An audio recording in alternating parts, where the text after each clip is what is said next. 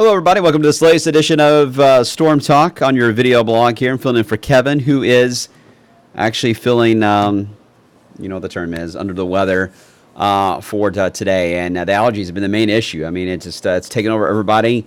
Janelle's been sick. Connie's been sick. So everybody's getting sick. And hopefully, I won't. Usually, I'm the one that gets sick like all the time. So hopefully, I'll be okay for a while. I may have to jinx myself. So if I disappear suddenly soon, you'll know why.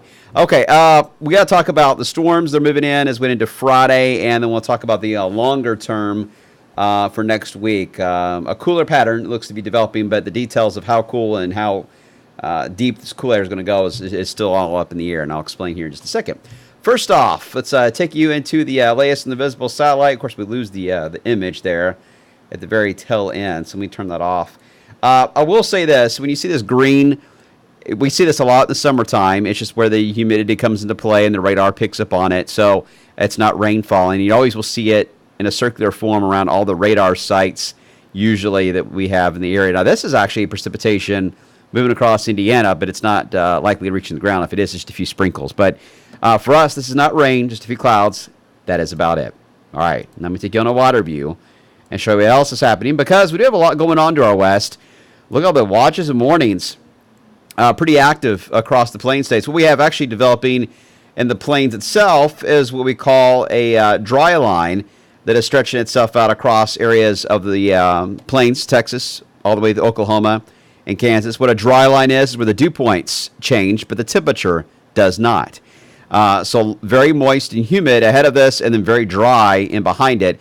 But in the plains, we see this a lot. That difference can create some big-time thunderstorms in the area, and that's what we're seeing ahead of it. The actual cold front is still back here and to the Rockies. You see snow across the areas of the Rockies too, and then right in the northeast section here, I got a lot of things drawn, sorry, but the northeast section of the low, that is where a lot of turning is taking place, and that's where we're seeing some of these strongest storms producing isolated tornadoes. Several tornadoes have been spotted today. These, though, once they get further out into the humid atmosphere, will begin to fade away. But you see the cirrus clouds blowing off of these? Those will be here tomorrow. We see this every time we see a decent low pressure in the plains. We get the cirrus blow off from thunderstorms that will spread out over us. So there'll be kind of a hazy sunshine in the area for tomorrow, but nothing is expected to come out of those clouds in the form of rainfall. Temperature at the moment is 80. It's going to update at the 10 o'clock hour, but as of 9 o'clock, it's still 80 degrees outside. So let's time out how this is going to play out. As it moves toward us, again, showers and thunderstorms will develop ahead of the system.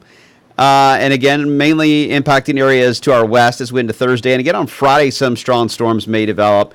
Now, here's the issue here on the timing. GFS is pretty fast in getting this in here. The other model's a little bit slower into Friday evening. We'll have to fine-tune that. So it's hard for me to say one way or the other. I really don't want to put a strong wording on timing. But I will say anytime, lunchtime and after, there will be a threat for thunderstorms along I-65. We may get lucky and wait until later than that. But lunchtime, I think, is going to be the cutoff point of confidence that storms will develop. We're not expecting a lot of severe weather out of this because in the plain states, they've got the core of the low pressure. It's really creating a lot of the spin in the atmosphere and the very strong winds on the south side. That is actually heading more into Canada, not due east. So what happens is when we see that take place, the cold front gets kind of stretched out. There's not as much forcing, if you will, along the front. So that eliminates one of the main ingredients we use for predicting severe weather. But there will be still a decent wind field. It's not nothing to sneeze at, no pun intended. There is a decent wind field, though, with this. Some strong winds possible. Not exactly a hail type of system, so we're not expecting hail.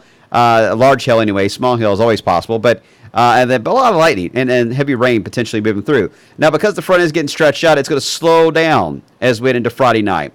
Where it puts the brakes on and sits for a while is going to determine the rain chances for early on Saturday, even on Saturday itself. Right now, we're forecasting to go far enough south that really it's not going to be a huge player, but if the front stalls out west of us Friday night, that may keep the storm chance pretty high on Saturday. We'll keep an eye on that. Mother's Day, by the way, looks pretty scattered at this point. Now, as we head into Monday, another strong low is going to develop out here in the plains and move in our direction. As it does so, it likely will overspread 2 days. One, warmth back into the area, and then we'll start to see some showers and thunderstorms redevelop again where that warm surge will be. So we'll have to watch Monday into Tuesday. I'm having a tough time nailing down the highest rain chance out of this one. Again, the GFS and Euro differ on the timing. Euro is Tuesday, GFS is Monday night.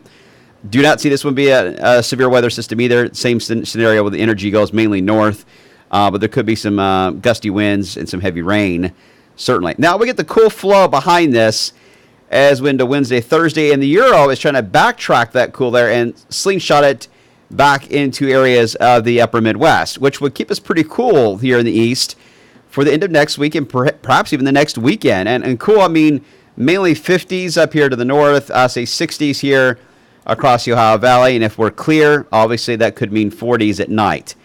That we got to watch. That gets us close to frost territory, and I know a lot of you have stuff on the ground, so we'll watch it. At this point, I'm not too alarmed by this. It's really hard to get temperatures into the 30s at night. It's not unheard of. It has happened, but it's going to take a lot of coolness to take place with that upper low really setting itself up closer to the Great Lakes to see that happen, but it's possible, so we'll watch it and see. But one thing we do not see is these flirting with 90-degree days. I don't see those after Monday. I really don't see much potential in that for at least through Memorial Day. So anyway, that's how it's looking right now. Thanks for watching. I'll be filming again for tonight coming up for Kevin at 11 o'clock. I'll see you then.